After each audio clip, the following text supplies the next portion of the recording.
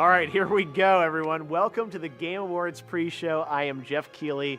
The main show is on the way at the top of the hour, and I can't wait to share it with you. But right now, we're going to recap some of this year's nominees, highlight what's on the way, present some Game Awards, and unveil some of our many never-before-seen world premieres. This is the 5th year of the Game Awards. I simply can't believe it.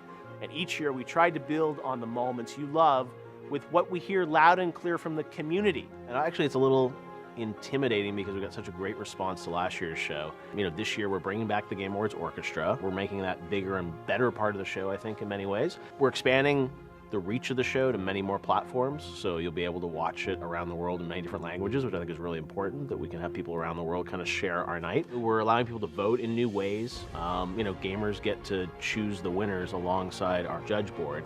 And this year you can vote on Discord server, you can vote on Twitter, Facebook, even with your voice on Amazon Alexa and Google Assistant. We have, I think, more new games being announced this year at the show than ever before, which is really exciting that a lot of studios around the world have been working in secret to kind of prepare for the Game Awards. One of the things we found last year that fans really liked were these giveaways and special incentives to kind of watch the show and earn things in games that they love.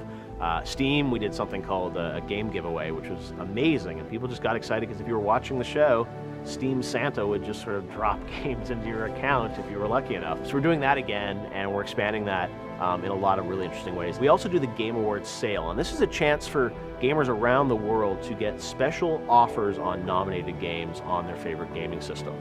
And this year, we're working again with PlayStation Store, with Xbox, with Nintendo eShop, with Steam, to create special offers on the nominees. And every platform will do this differently. There'll be some games that are across all, some only on certain ones. I hope that people will see a game in the show and say, oh, that's amazing.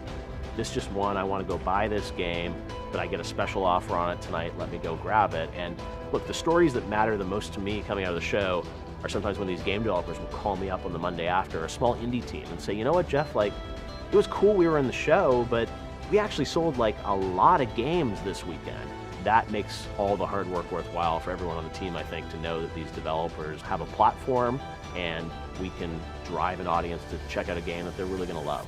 Now, 2018 was an incredible year in gaming, and we say it every year, but this industry continues to get bigger and better. So we've been using this tagline, "Worlds will change," in our promo campaign, and I think it started with some people thinking like this is the announcement of this game, but really the tagline, to be honest with you, what it means is that a lot of existing games have evolved this year in unique and different ways. I look at some of the in-game storytelling that Fortnite's done with the rocket launch and the cube and all these other moments, and how other games have evolved. You know, No Man's Sky, it's like nominated this year, and it's like almost a completely new game, and they've been updating it. So the Worlds Will Change really reflects the idea that the games that we initially play evolve over time. Used to be you would get your cartridge, get your CD, play the game, move on. Now you keep those games in your systems, and what you're going to see this year at the Game Awards is a lot of these sort of ongoing games are going to evolve at our show too in interesting ways. So that's kind of a tease of that theme, that the worlds you may not know anymore after the Game Awards. We often get asked how we pick the winners for the Game Awards. The nominees are selected by a jury of press from around the world. There are over 65 different publications, or they often have staffs that have played all these games. So we think that's the best way to sort of survey everything out there in a very neutral, agnostic way and say, hey, here are the games that we think are the best of the best. Those lead to the nominees, which have been announced.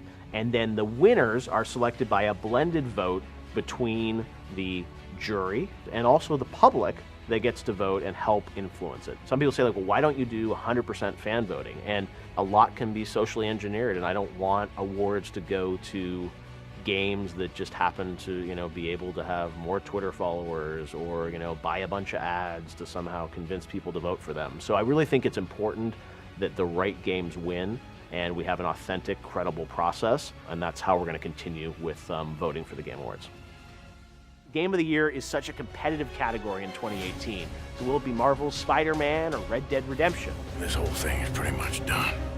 Good one. Or will it be God of War? Close your heart to their desperation. Celeste? Assassin's Creed Odyssey, Define who we will become. their Monster Hunter World. You're on the A-list, right? We're about to find out at the end of the night. I cannot wait to see how this ends. But right now, here's a look at our first world premiere.